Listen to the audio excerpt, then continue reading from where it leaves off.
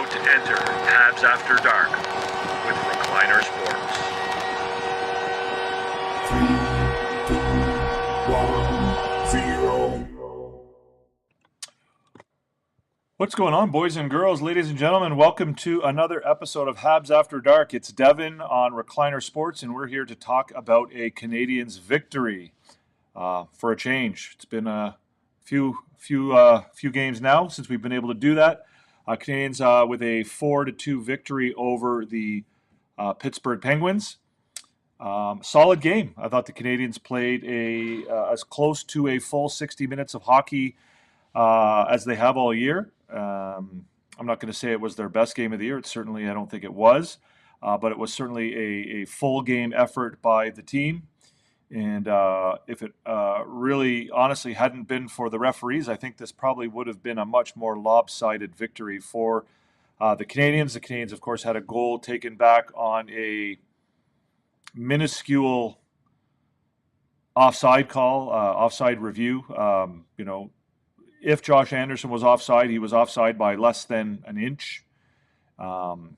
Again, I don't know what rules the NHL is following. There certainly is no way in the world anybody had incontrovertible evidence that that play was offside after it was called a good goal on the ice, right? They would have had to have indisputable evidence in order to overturn that goal, and there's nobody who will ever convince me that they have the vision good enough watching that replay to say that that goal was definitely offside.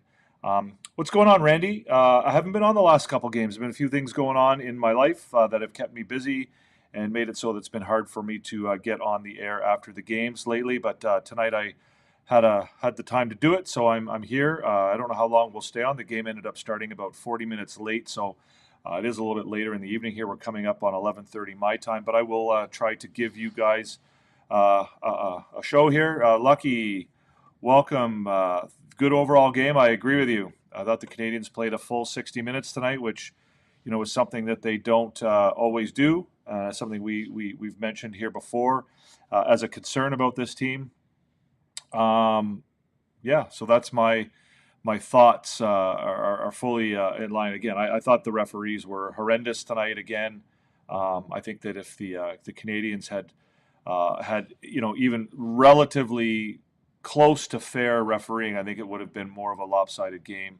Again, I don't dispute any of the penalties that were called, but certainly there were a number of penalties. I shouldn't say I don't dispute any of the penalties that were called. I thought the penalty on who was it that got the penalty in the corner? I believe the Demidov penalty, I think it was. Yeah, so Demidov loses the puck in the corner, and his stick gets caught up in the gloves of Ryan Shea, largely because Ryan Shea brings them there, and he gets called. But anyways, it just was a very inconsistent game tonight. And one thing I will say about refereeing, you would think that there would be a correlation between the penalties that are called in a game and the team that is dominating the puck possession, right? Typically, penalties in the NHL are a penalty is committed by a player who doesn't have the puck against a player who does have the puck, right? It doesn't happen all the time, but typically, I would say probably, maybe 75, 80, maybe even a little bit more % of the time, the penalty is called against a player who doesn't have the puck, who commits a foul against a player who does have the puck. So it stands to reason that the team who possesses the puck the most during a game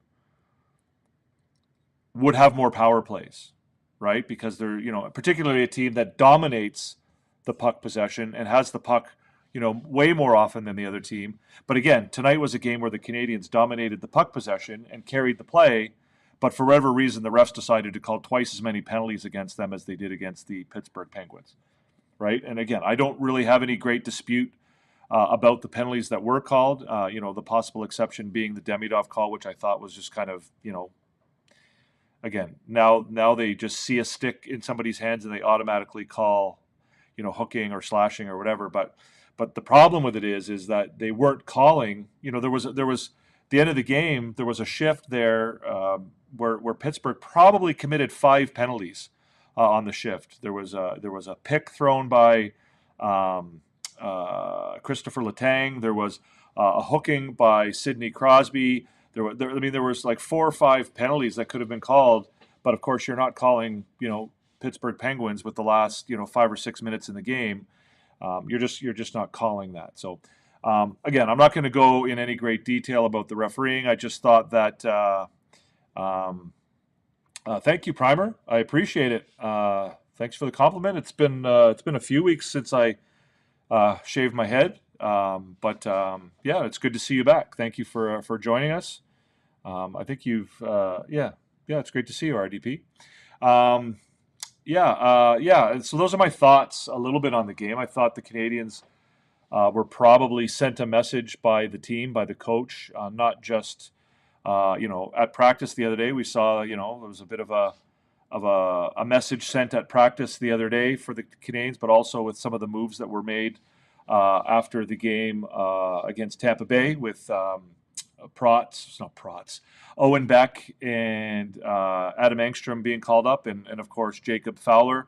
I guess we'll talk about Jacob Fowler. I'll wait till there's a few people in here before I get into the Jacob Fowler, so that I don't have to repeat myself multiple times on my thoughts on that. But again, I think that there was a message sent to the players here that they were trying to shake things up a little bit. I don't think that the Canadiens, honestly, to be perfectly honest, I don't believe they played that badly. I just feel that there's been some mental letdowns of late, and maybe this little kick in the pants, this little shaking up of things was just what the team needed. And again, it's not just Fowler in goal. I think Engstrom and Beck as well. Maybe send a little bit of a message and gave these guys a little bit of a jolt heading into tonight's game, and they certainly responded in the right way. I thought this was one of the few games this year where they played an entire 60 minutes and played from beginning to end, and were the better team from the opening face-off till the final horn. And as I mentioned, if it weren't for the referees and a really, really bewildering call reversal on the Owen Beck goal, the Canadiens, I think, they definitely would have won by more. So Owen Beck was more of a replacement for Jake Evans. Agreed. I agree with you completely, Randy. He certainly was. But again, rather than bringing up a Sammy Blais or somebody a little bit on the more veteran side of things, the decision to go with the younger players, I think, was an interesting one. And I thought that bringing up 3 players, all of whom are sort of 21 years old and younger, was an interesting decision by the team. Lucky, I'm curious to see how they do on the weekend. Would love to see Fowler versus Edmonton. Edmonton on Sunday, right? I don't know what they're going to do. I don't know how they're going to do it. I mean, again, let's not get too far ahead of ourselves on the Fowler train. I know it's tempting to anoint him as the next great thing, but let's play it slow. Let's see him improve. And see what he's all about. Again, so getting into the discussion about. Let's answer this question first, I guess, from Randy. Engstrom was just replacing Jack-I. No, I don't agree with that, Randy. He wasn't just replacing Jack-I. He was brought up, and Jack-I was taken out of the lineup. Jack-I's not injured. There's no real reason to take him out of the lineup. I don't know that at this stage that Engstrom is necessarily an upgrade on Jack-I. Certainly, maybe he will be down the road.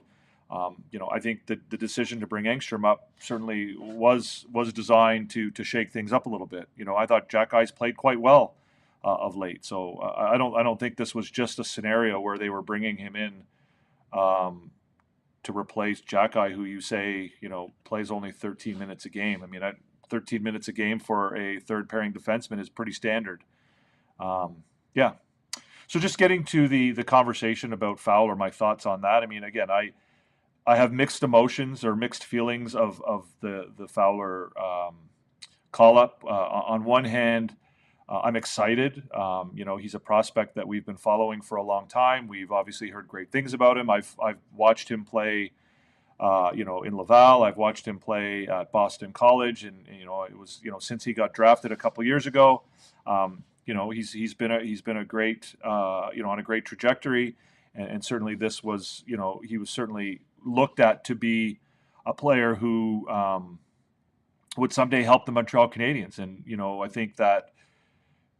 On the other hand, for me, I'm not in love with the timing of it all. I would much rather have seen Jacob Fowler come up in a situation where the Canadiens were playing well and they were giving him a chance to to play and to ease his way into the NHL, rather than coming into a situation where there's a bit of a dumpster fire going on around him, and the move seems to be made a little bit out of, I don't want to say desperation, because I don't think that's fair to call it desperation, but again, he's coming into a situation where things are not going well with the team, and certainly the goaltending is struggling for sure.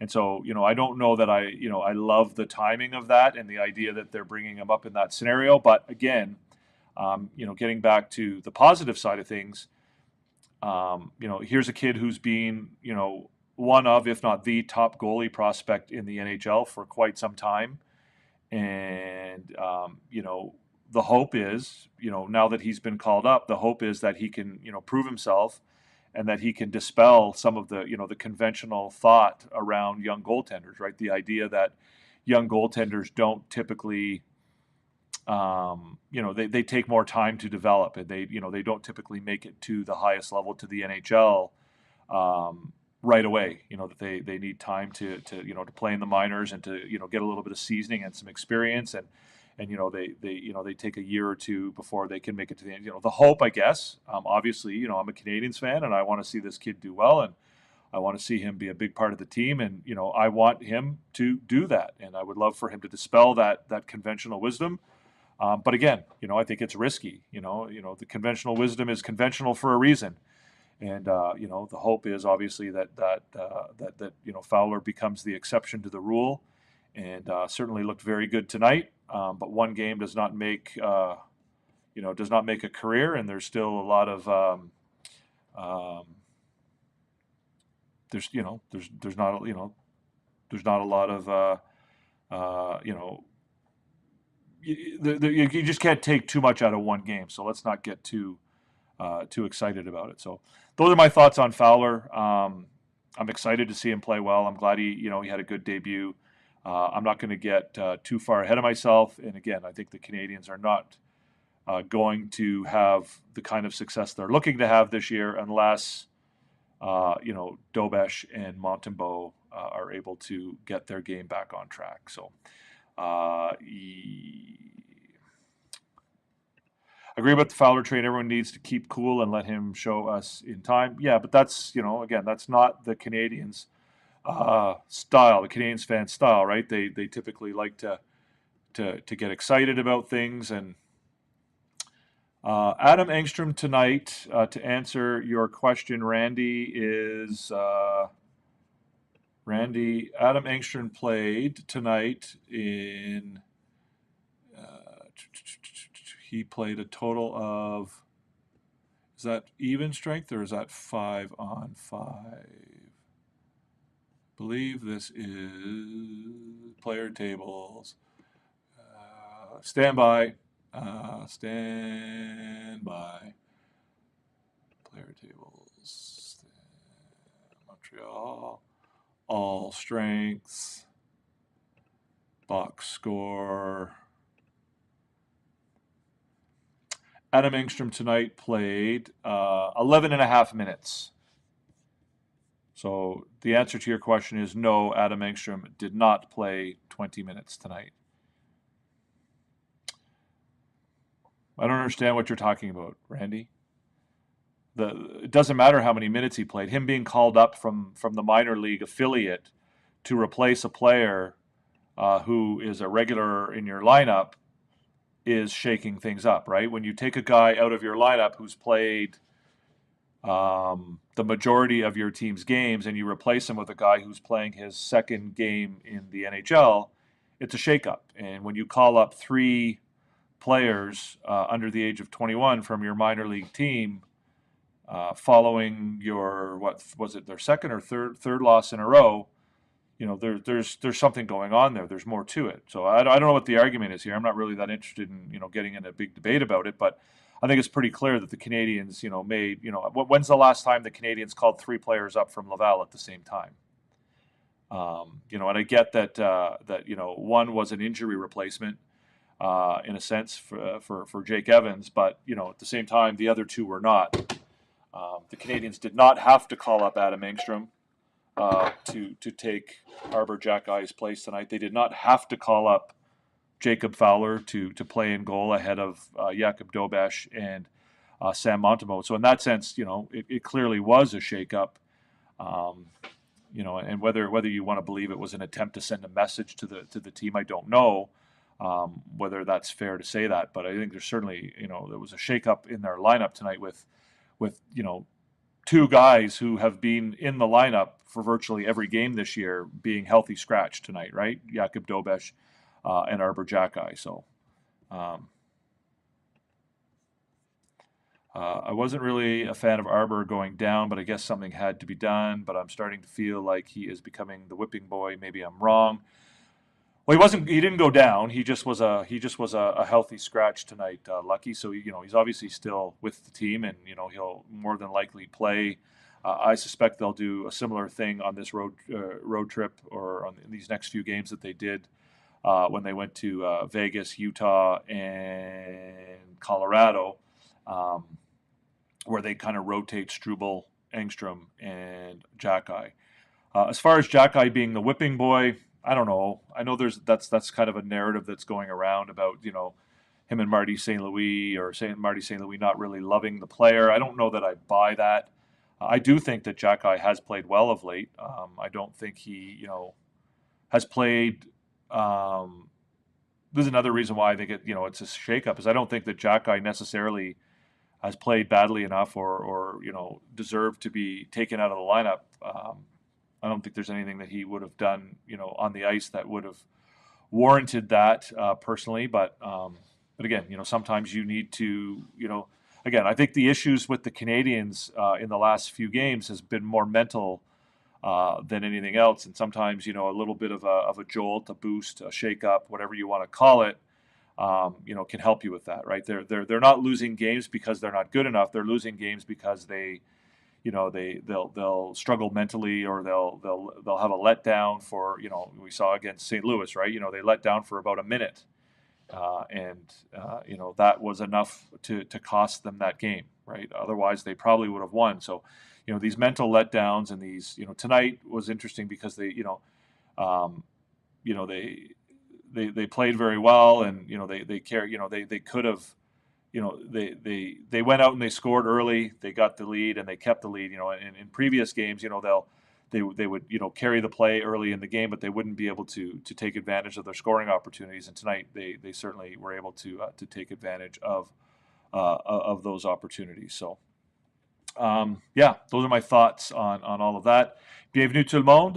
C'est une émission aussi en français. Alors, si vous avez des questions ou des commentaires en français, vous voulez les demander, vous pouvez les poser dans la section de commentaires. On va faire notre mieux de vous répondre en français si c'est possible. If you have questions in French, guys, feel free to fire away. Again, any questions at all, put them in the comment section. We got off to a quick start here with the questions in the comments, so I love that. As I've said before, I do much prefer having conversations with you guys rather than just sort of me sitting here yapping away at you guys. So I do appreciate the questions and the commentary. Frank says, wear the house when you get a goalie that makes big saves, changes the momentum. Not sure exactly what that means completely, Frank, but again, I think they did definitely get a goalie tonight who made the saves that needed to be made. I don't know how much I would say that his saves changed the momentum necessarily. I thought the Canadiens had the momentum for the most part from the beginning to the end of tonight's game, but certainly Fowler made the saves that needed to be made when they needed to be made. He was big on the penalty kill tonight. The Canadiens were able to kill, I think, 5 of 6 against the best power play in the NHL, and I thought I thought he did what he needed to do to give this team the backing that they needed to have in order for them to play the game they did and to get to get a big win. Pittsburgh, might not be seen as being one of the best teams around, but I mean they certainly have had a great start to their season, and they've been a tough out for most teams. And Fowler was a big part of that tonight. Made some big saves. I thought he looked fantastic. And again, one game does not mean a whole lot, and you want to see him continue to carry that along. But yeah, we'll see where it goes. We'll see who starts on Saturday night, and great to see Galley score a goal. What's up, Entertap? Great to see you, man. Long time no see. It was nice. It was a great shot from Gallagher. It was nice to see him get that chance. It was funny. He kind of ended up on the ice with the top line, just by virtue of a line change, I think. I thought that it was took advantage of it, right? Yeah, it's a great shot. You think Jack Eye is a whipping boy, Intertap? I don't know. I don't know that Marty St. Louis has a whipping boy, to be honest with you. I mean, I don't think. All indications to me, that I've seen from Marty St. Louis is that I don't believe he coaches that way. I don't believe he coaches it. I mean, obviously he has expectations from his players. I don't believe that Jack Eye was sat down for tonight's game because of anything to do with his performance. I think it was more of a case of them just trying to make some changes, right, and to get set a little bit of a spark for the team. So. My take on the goaltending going into the weekend. I mean, I don't think you want to ride. Fowler too hard. Would I start him in back-to-back games? Would I start him in a game on Saturday against the Rangers? I don't know. I don't know what I would do. Again, I mean, you're looking to break some conventional wisdom with Jacob Fowler, right? You're looking to have him do something that typically doesn't happen, right? You're looking for him to be different than most other goalies his age. So do you go against the grain? Like by calling him up, you've gone against the grain. Do you go then against the grain by playing him in back-to-back games? Don't know. I mean, I think you probably do. But also keep in mind that, you do have to get Montembeault and Dobesh back on track, right? No matter how much you want to play Fowler, and let's. I mean, again, I hope that he becomes the next great goalie of all time, right? I'm obviously hoping and cheering for that. I'm a Canadiens fan. I want to see this kid become everything that people expect him to become as a top prospect. But the Canadiens are not going to have a great deal of success this season without probably both, but certainly at least one of Montembeault and Dobesh playing, at their best. So you can't just sort of, ride one guy and pretend the other two don't exist. You do have to give them time on the ice, and you do have to eventually give them an opportunity to get back on their game. So. Lucky, got to be careful. Saturday could be like the St. Louis game. Rangers have lost 3 in a row and are desperately looking for a win. Yeah, I mean, I think you've got to be careful with all games. The Rangers are a team that are up and down. They've got good players on their team. They can come out really strong, or they can come out and stink, right?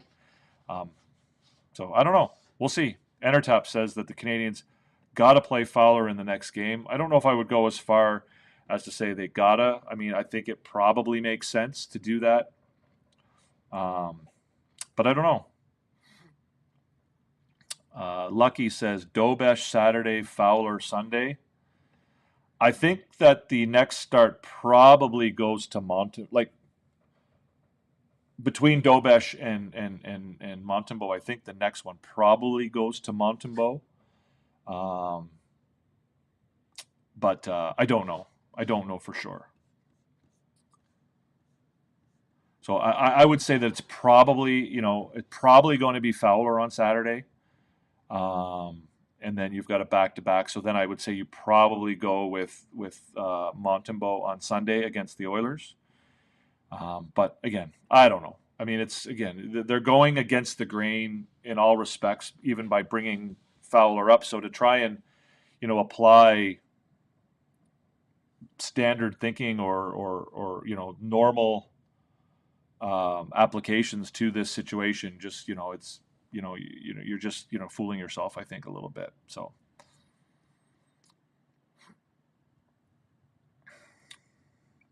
Entertop says play Fowler in New York and Dobesh against Edmonton. Yeah. Again, I don't have any. Again, I'm not going to say. I'm not. Again, I think the reality with all of this is that we're all just throwing spaghetti noodles at the wall and hoping something sticks there, right? We don't know. I don't know. I don't know what they're going to do. You don't know what they're going to do. Nobody knows. Other than Marty St. Louis, I don't think anybody really knows what they're going to do, nor does anybody really know what's the right thing to do. So again, they're going against the grain here a little bit. They're not really following, what would be the conventional wisdom. So again, I think they're probably just I don't know what's going to happen. It's going to be very unpredictable. So. Paper, pen, and this RDP. I'm not sure what you're trying to ask me here, but let's get to the scoreboard real quick, guys. Let's do a quick run of the scoreboard again. As mentioned, a 4-2 final. Canadiens defeat the Pittsburgh Penguins. Goals for Montreal by Texier, Gallagher, Caulfield, and Kapanen. Pittsburgh responds with Rust and Carlson. So the Canadiens open the scoring on a really bad turnover by Christopher Letang. Texier picks up the puck just inside the blue line, goes in and fires a shot past Tristan Jarry from the high slot. Nice, good defensive play, active stick for Texier. I mean, again, if Christopher Letang played for the Canadiens and made that turnover, Pierre-Hugues would still be maybe he wouldn't be talking about it because it's Christopher Letang, but if Arbor Jacki had made that turnover for the Montreal Canadiens, Pierre-Hugues would still be talking about it, and we'd be having an entire debate about it. But again, Texier takes advantage, scores a goal. Canadiens lead 1-0 after the first period, dominating period for the Canadiens. They looked really, really strong. Gallagher, about 4.5 minutes into the second period, scores on a really a fantastic shot from him. I had to do a bit of a double take to see who took that shot. I thought it was Caulfield because Gallagher happened to be on the ice with the first line just by virtue of a line change. He was out there with I believe it was with Slavkovsky and Suzuki, and of course he gets the goal. Hudson and Slavkovsky with the assists, and again, fantastic. Good to see Gallagher get on the board, and then Caulfield scores one of his what's becoming a patented goal for him on the power play, completely behind the net. He actually was standing behind the net, but actually took the shot from behind the goal line. I believe he was trying to make a cross crease pass to Slavkovsky. But the puck went in off of Tristan Jarry's leg and into his own goal. Assists from Suzuki and Hudson at 10:18 on the power play. Pittsburgh got on the board early in the third period on a goal by Brian Rust, assisted by Crosby and Novak. The Canadiens, again, so here's a situation where the Canadiens have in the past struggled, right? They have a bit of a mental letdown when the other team scores a goal, and sometimes they allow goals in bunches. But quite the opposite here tonight. Kapanen comes right back 15 seconds later after the Rust goal. Kapanen scores from Slavkovsky and Demidov. Really nice play started by Demidov with a cross-ice pass to Slavkovsky, and Slavkovsky hits Kapanen, who's just streaking backdoor towards the net, and Kapanen puts it into the empty goal. And then the referees kind of turned into a bit of a clown show in the last probably 8 or 9 minutes of the game. Multiple penalties called against the Canadiens at that point for whatever reason. So from after the 4:11, so the Canadiens get a penalty at 4:11 of the third period, at 5:46 of the third period, and at 14:50 of the third period. Again, I don't really have any dispute with any of the penalties. The Demidov penalty, I think, was a bit iffy. But the problem was that Pittsburgh was committing every bit as many fouls, if not more, than the Canadiens were, and it was, everything was being allowed, and it was just kind of silly. And so eventually, they do get their second goal of the game from Erik Karlsson from Letang and Rust on the power play. So they had a power play. They also pulled their goalie, so it was a 6-on-4, and they were able to score. And then the Canadiens were able to shut things down after that, despite, again, some pressure from the Penguins. And, the Canadiens finish it off with a 4-2 final. So we got some more questions and comments going on in the questions over here. Entertap is making his guesses or his choices for the A team: Engstrom, Hudson, Fowler, and Slavkovsky.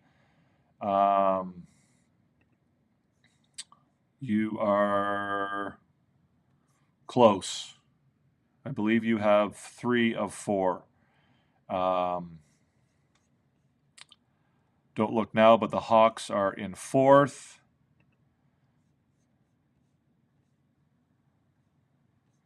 Yeah, the Hawks are good. The Hawks look good. I mean, I'm still not. I still think there are a few. I think last year stunted their growth in Chicago a little bit. I thought that the moves that Kyle Davidson made with that team, bringing in so many veterans, I thought was a mistake, and I think it set that team back a year or two. They obviously have a great group of young players.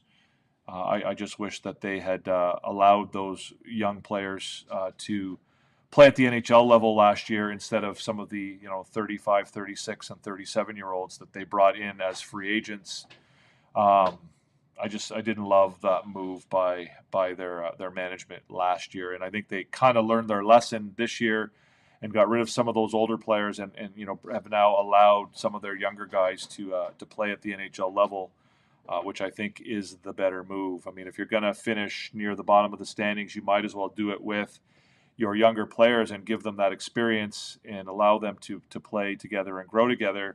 Not unlike the Canadiens did, 3 and 4 years ago, where, the team had minimal expectations. And so rather than sort of, send all of their younger players down to the minors, they allowed some of their players to develop.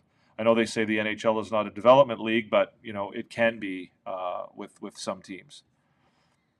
I probably didn't take Slavkovsky, but he is so much more confident with the puck and more convincing in his plays on both ends. I agree with you completely. And don't be so sure I didn't take Slavkovsky.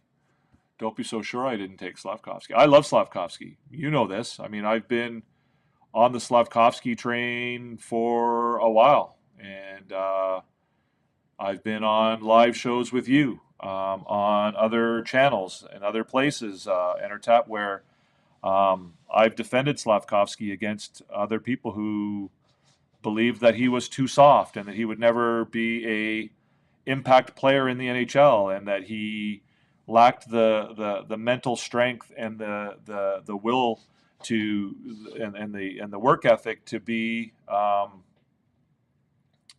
a player who could make a difference in the NHL. And, I argued against that. I've been on the Slavkovsky train from the very beginning. I've preached patience with this player. I've preached that he's just a young kid who still needs to work on his game.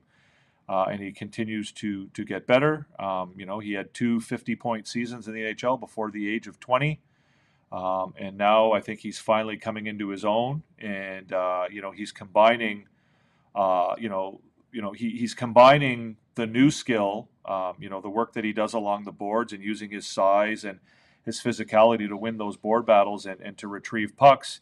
He's now combining that with the skill that he brought into the NHL, which was his hands and his stick and his ability to carry the puck and to make plays and make plays for himself, but also to drive plays for others, right? And that's kind of what we're seeing now is him bringing those two aspects of his game together. It's not I think it's a big part of Marty St. Louis' coaching style, and I always go back to Cole Caulfield as the example, right?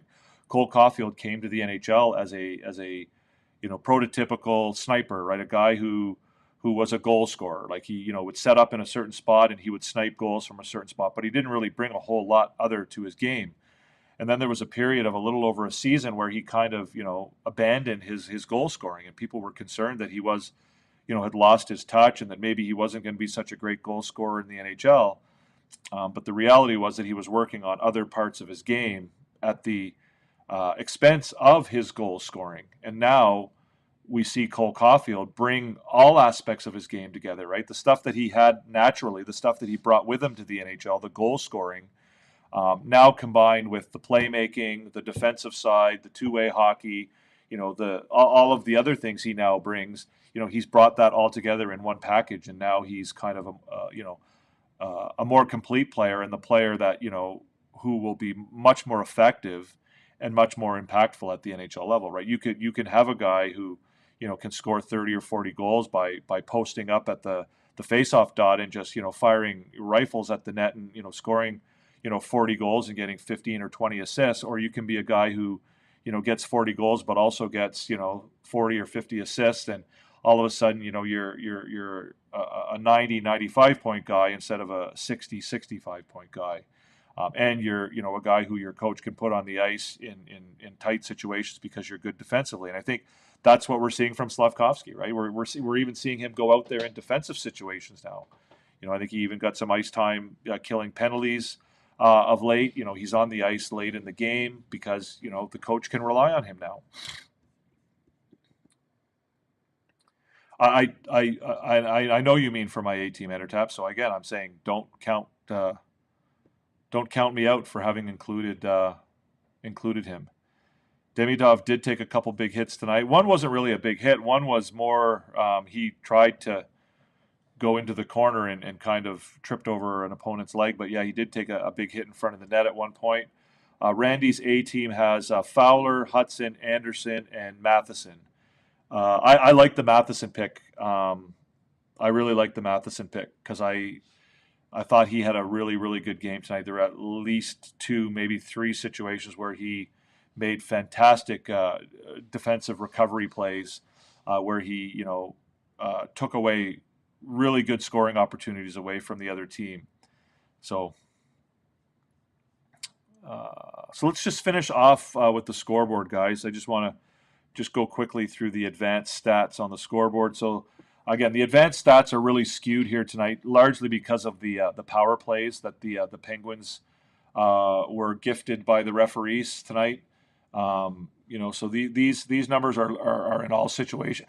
Pardon me, in all situations, and not just 5-on-5. So the Corsi shots attempted 80-61 for Pittsburgh. The shots on goal 35-29. They also, I wouldn't have thought that they dominated the hitting to any great degree tonight, but for whatever reason, the numbers come out at 25-12. They did dominate the face-off circle, which isn't surprising given some of the guys they have on that team. The veteran, Crosby in particular, as a player who dominates the face-off circle. I want to see what he finished with tonight. So Sidney Crosby tonight in the face-off circle was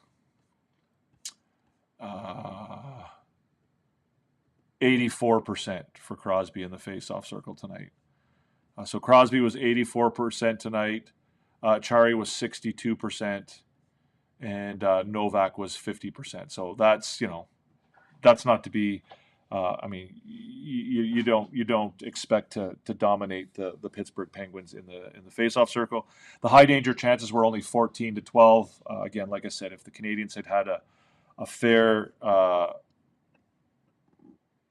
a fair shake from the referees, I think that number probably would have favored the Canadiens significantly.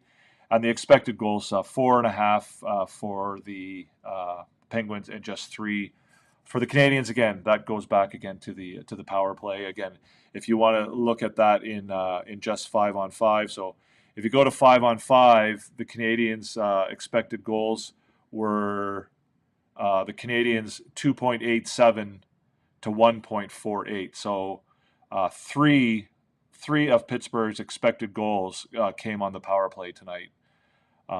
So those numbers are significantly different. If you go to If you go to the Corsi, the attempted shots in 5-on-5, the Canadiens led that 51-40. So again, half of Pittsburgh's shot attempts tonight came on the power play, right? So they had 40 shot attempts on 5-on-5 and 40 shot attempts with the man advantage.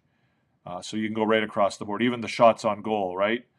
Shots on goal tonight were 29-16 for the Canadiens on 5-on-5. So that's interesting stuff. So anyways, again, those are the advanced numbers, but the advanced numbers I think would look very different if you took away the Pittsburgh power plays tonight. Fun fact: most assists by a defenseman in 2025.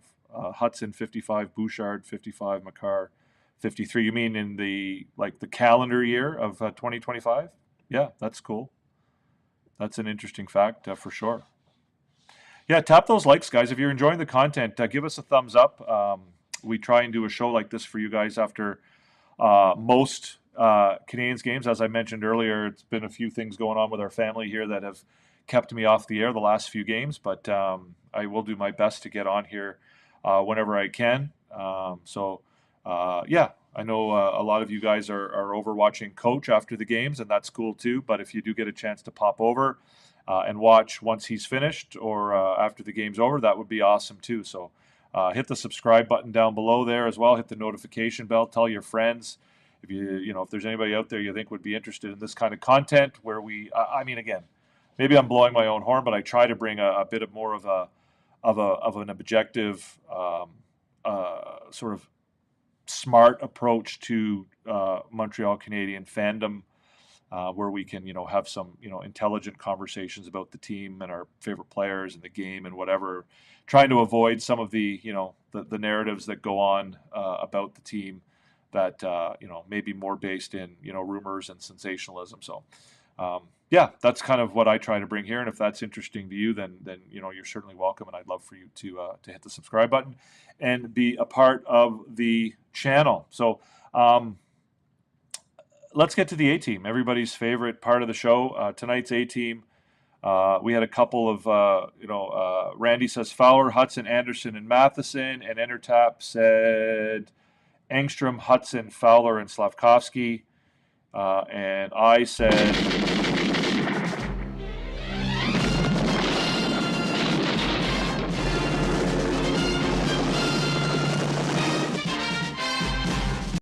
said Hudson, Fowler, Bolduc, and Slavkovsky. So again, I guess Bolduc would be the guy that maybe you guys didn't have.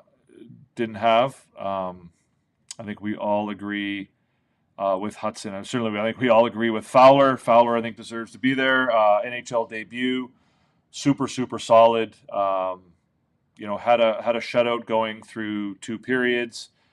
Made the saves that needed to be made in order for the Canadiens to get this win.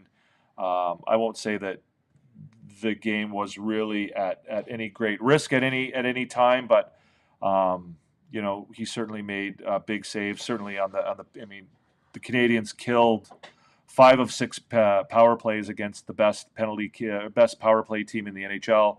We already talked a minute ago about the fact that half of Pittsburgh's shots, half of their scoring opportunities, half of their more than half of their expected goals came on the power play, and they say that your goaltender is your best penalty killer, and certainly Jacob Fowler was that tonight.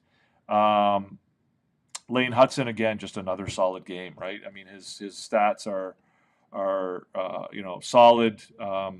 Let me just get back to this and this and this. So tonight, expected goals for percentage, tops on the team was Zachary Bolduc, which is why one of the reasons I have him on my A-team tonight. He had 1.57 expected goals for, which was second on the team, only to Lane Hudson, and only 0.24 expected goals against. So that's an expected goals plus minus of 1.32. which also led the team. I just thought he had a really solid game tonight. Maybe not so much on the offensive side of things, but certainly, his all-around game was great tonight.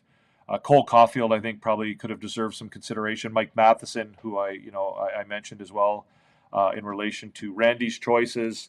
I thought there was a bunch of guys, and again, I agree with you completely on your takes on Slavkovsky and Tap. I think he's arguably been the most impactful player on the Montreal Canadiens for the past several weeks, really, all around, like in the totality, maybe not in every single game, but in the totality of the last, 6, 7, 8 games. I think that you could make a strong argument for Slavkovsky being the Canadiens' best player.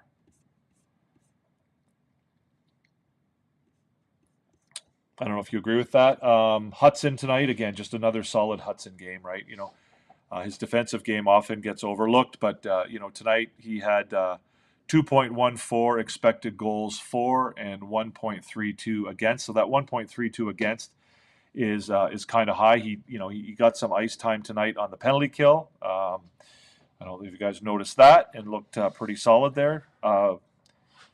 Ivan Demidov got about 30 seconds on the penalty kill there tonight too. I don't know if you noticed that, and actually looked okay in the role. I mean, not that that's something that we would expect to see from him to any great degree as his career carries on, but I thought that was interesting as well. So Hudson, Fowler again, I'll talk. I mean, just what could you expect from a kid playing his first NHL game? You can't expect much, and he delivered a more than solid performance. A well beyond solid performance. So let me know whether you agree. I know Entertap and Randy have posted their versions of the A team, but let me know in the comment section if you agree with my picks. If there's somebody on there that you think I'm absolutely crazy for picking, or if there's somebody on there who I left out that you think certainly deserves to be there, then let me know. I'm happy to hear it. If you're watching live or even after the fact. Again, I think there's a few other people that could be on there. Cole Caulfield, I think, certainly would deserve a mention.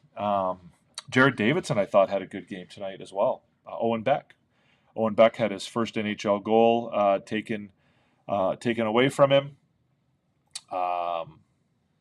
Again, I don't want to get into that in any great length, but I think that offside reviews in the NHL are stupid. I think they're unnecessary. I think they're a waste of time. I think they ruin the game. I would invite anybody, whether you're here live on the show or whether you're watching in a replay, if anybody can point to me a situation in the last 10 years, let's say 5 years, where a player on a play that was reviewed for offside, where a player gained an advantage that allowed him to score a goal, right? Like when was the last time a goal was overturned on an offside where the team that was offside gained an advantage that allowed them to score the goal? Like where the offside was not anything more than a technicality, where the player was offside by an inch, and it actually affected the play and gave that team any type of advantage that resulted in the goal. It just hasn't happened, right? And there's it just it's a waste of time. Like, so tonight's goal, yeah, you could argue that, well, it's the rule and you've got to be onside, but what's the intent of the rule, right? The intent of the rule is to ensure that players aren't allowed to just sort of sit in the offensive zone and cherry pick and wait for the puck, right? Did the call on Josh Anderson tonight affect that in any way, shape, or form? Did Josh Anderson being offside maybe by half an inch make a difference on that play? Did it give Owen Beck an advantage that allowed him to score a goal? There isn't a time limit, Randy. There isn't a time limit. Again, I think the argument would be that they want to get it right. But again, the other thing I would defy you to do is I would defy you to tell me how that was incontrovertible evidence that Josh Anderson was offside, right? The goal was called good on the ice. So in order for it to be overturned, you had to have indisputable evidence that the play was offside. And that didn't exist. There is no indisputable evidence that Anderson was offside. It's just not there. It doesn't exist. You can't make it up. You can say, I think he was offside, or it looks to me like he was offside, or it appears that he was offside, but you can't say that it was, indisputable, where you've got, the puck being at one side of the ice and, the so-called offside player being at the completely opposite side of the ice. And if he was offside, it was by literally an inch or less. You can't tell me that you have indisputable evidence of that being the case. It's impossible. It wasn't indisputable. So the NHL, again, in typical NHL form, doesn't follow its own rules. And so you've got a scenario where you've got coaches that, are being asked to, they're being tasked with deciding whether to call for a review, and if they get it wrong, they get a penalty against their team. And the rules are so unclear and applied so inconsistently that you don't know. Like tonight, you saw the coach for Pittsburgh. I think if the Canadiens weren't up by 2 goals at that point and about to go up by 3, I don't think there's any chance he calls, for that review. Right? But, down by 2, potentially 3, he probably figures he has to take the chance. But again, there's no indisputable evidence of that, of that being offside to the point where you're going to overturn it. It's just, again, you're never going to convince me of that. I know that they have, certain replays, that we don't have. But again, you can't tell me it's indisputable because it doesn't exist. You like my glitzy microphone, my homemade microphone? I don't even really have them. I used to have a microphone attached to it, but now I just use the mini stick and the coaster, the Montreal Canadiens coaster that I stuck to the mini stick. So, yeah, that's my glitzy microphone. My voice is starting to go. Maybe I could start using this one. You're talking to this one. Get it going. But yeah. So that's pretty much it for tonight, guys. I don't know, unless you've got any other things you want to talk about. We talked about Jacob Fowler's call-up. We talked about Engstrom and Beck being added to the lineup. We talked about the game itself, obviously. We talked about the referees, which I think were terrible tonight again, as per usual. Who were the referees tonight? Let's see who they were. Let's see who we can put names to the blame here.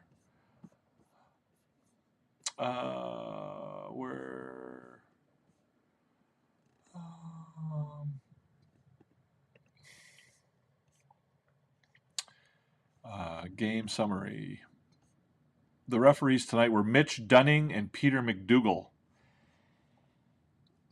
Even the linesmen tonight, if you were watching, there were like 3 or 4 face-offs tonight where they dropped the puck in a very, very unfair way, and even a couple times where it favored the Canadiens, which I thought the refereeing was really, really bad tonight. And we talked about the offside review, which as Randy points out, took way too long and somehow overturned a play despite a complete lack of quote unquote indisputable evidence. So yeah, but the Canadiens do get back on the winning end of things.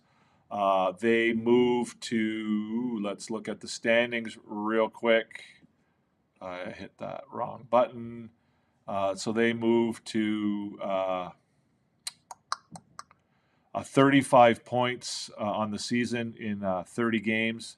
That's a point percentage of .583, just outside of a wild card spot, but they do have games in hand on the Islanders, the Capitals, the Bruins, the Red Wings, and Tampa Bay. So they're like one. They're basically tied for the last wild card spot, but they're only 3 points out of top spot in the Atlantic Division, right? So Tampa Bay has 38 points. The Canadiens have 35.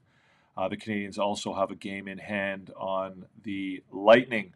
So, things are still pretty tight. The Canadiens tonight will have improved their goal differential, which is nice. Their goal differential was getting a little out of control there. But yeah, so they're right in the mix. They are tied with the Devils. As somebody pointed out earlier, the Devils are in far worse shape than the Canadiens with all of their injuries. If I were the Devils, I would be making lots of calls about Quinn Hughes, trying to get that done. But they'll get the Rangers, who are 1 point behind them, on Saturday night. And then they'll get the Oilers on Sunday, who are hot. The Oilers are hot right now. They're playing their best hockey of the year. And so they will be a big challenge on Sunday. Is it Sunday night or Sunday afternoon? It's got to be a Sunday night game because they won't have a Sunday afternoon game after a Saturday night game. So the Oilers, we'll do a bit of an out-of-town scoreboard. There's lots of games on the docket tonight, guys. So the Oilers lead the Red Wings 3-1. You have Hyman, Ekholm, and Hyman. So Hyman with 2 goals and Ekholm with a goal for the Oilers, and Simon Edmondson has the sole goal for the Red Wings. The Avalanche are up 5-1 on the Panthers. Lehkonen, McKinnon, Brindley, Nelson, and Malinsky for Colorado, and Noah Gregor for the Panthers. The Sabres and the Canucks are tied at 2 with about 11 minutes left in the second period. Sabres goals are Tage Thompson and Rasmus Dahlin, and Kiefer Sherwood has a power play goal, and Max Sasson has a goal for the Canucks. The Sharks defeated the Toronto Maple Leafs 3-2 in overtime. Dakota Joshua and Austin Matthews had the goals for Toronto. Dmitry Orlov with his first of the season. John Klingberg and Alexander Venberg, I guess, has the goals, or had the goals for the Sharks. Venberg had a 3-point night, a goal and 2 assists. Lightning 8, Devils 4. Nick Paul, Darren Radish, Pontus Homburg, Jake Gensel, Oliver Bjorkstrand, Brandon Hagel, Braden Point, and Oliver Bjorkstrand with another goal for the Lightning, and Paul Cotter, Angus Cruikshank, Jesper Bratt, and Luke Hughes with the goals for the Devils. Islanders 5, Ducks 2, Travis Mitchell, Anders Lee with 2 goals, and Simon Holmstrom and Ryan Pulak with the goals for the Islanders, and Troy Terry and Leo Carlson have the goals, or had the goals, for the Ducks.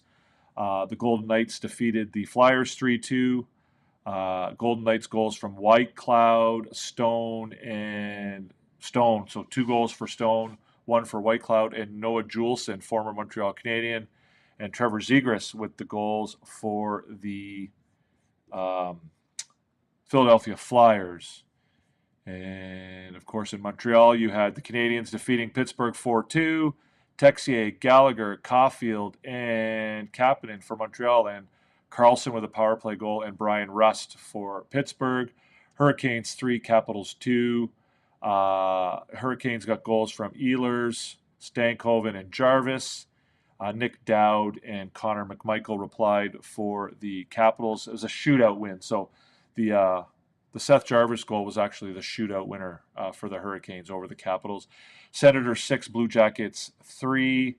Perron, Batherson, Stützle, Amadio, and another one for Stützle, and Giroux with an empty netter for the Senators. And you had goals from Boone Jenner, Dante Fabro, and Dmitry Voronkov for Columbus.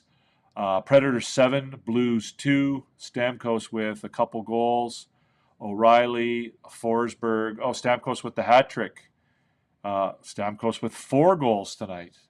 So 4-goal night for Stamkos. Also goals from Bunting, Forsberg, O'Reilly, and the Blues goals were from Hugh McGing.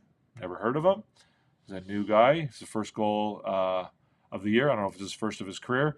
Robert Thomas also scored for St. Louis. The Wild 5, the Stars 2.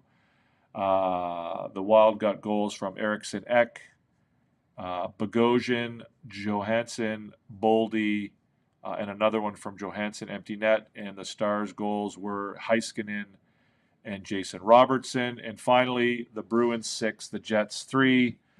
Pasternak, Middlestat, Corrali, Lindholm with 2 goals, and Pasternak with the second goal for Boston, and Velarde, Iafallo, and Morgan Barron with the goals for the Jets. So that's it for the out-of-town scoreboard. Lots of games tonight. But again, the most important game tonight was in Pittsburgh at the PBG Paints Arena. Canadiens 4-2 goals by Texier, Gallagher, Caulfield, and Kapanen. Rust and Carlson reply for Pittsburgh. Again, Canadiens played a very strong game. They played a full 60 minutes. Clearly the better team on the ice. Pittsburgh certainly, the game was made a lot closer by the opportunities they were given by the referees, which I didn't feel... I thought it was a little bit. I thought it was a lot one-sided as far as the referees were concerned, and I thought that the Canadiens certainly carried the play a lot more than the 4-2 score would seem to indicate. So that's going to be it for tonight. C'est tout pour ce soir. Merci tout le monde. Si vous n'êtes pas encore membre de notre communauté Recliner Sports, vous pouvez nous joindre en poussant sur le bouton en bas, devenir membre, souscription. À notre canal, à notre émission. Press the button down below, guys, if you're not yet part of our community here, if you're not yet subscribed to the Recliner Sports family, then certainly we would invite you to do so by pressing the button down below. Hit the notification bell, all that good stuff. If you're watching in a replay, I'm told that only about 30% of the people who watch the channel are actually subscribed. So we would love, I think we're only about 5 or 6 away from 500 now, so we're certainly trying to get to that 500 subscriber mark, so we would love for you to hit that subscribe button and become part of our community. We do shows after most Montreal Canadiens game, Habs After Dark, Bleu Blanc Rouge Nuit. This is the show where we try to have intelligent, objective conversations about our favorite team, the NHL, and in particular the game of the night. And so I hope that you did enjoy the show. If you did, give us a thumbs up. If you're enjoying the content, just hit that thumbs up button. Those likes also help us get more viewers and get more people to pay attention. So yeah, if you do enjoy what you're seeing, si vous aimez l'émission, vous pouvez pousser sur le bouton pour donner le thumbs up, le pouce en haut, the likes. Ça nous aide à avoir plus de personnes pour regarder l'émission. So thanks so much, guys. I hope, I hope that you did enjoy the show. I certainly enjoyed having a chat with all of you. It was a great participation from you folks in the comment section tonight. So thank you so much for that. We'll hopefully see you in the next one. I don't know whether I'm going to be able to do a show on Saturday night. I will try my best, but if I'm not, I'll certainly see you in the next one. And I hope that you have a great rest of your night. Peace out. To Hoffman, Monahan parked in front, Doc to Caulfield, fires, scores! You are about to enter Habs After Dark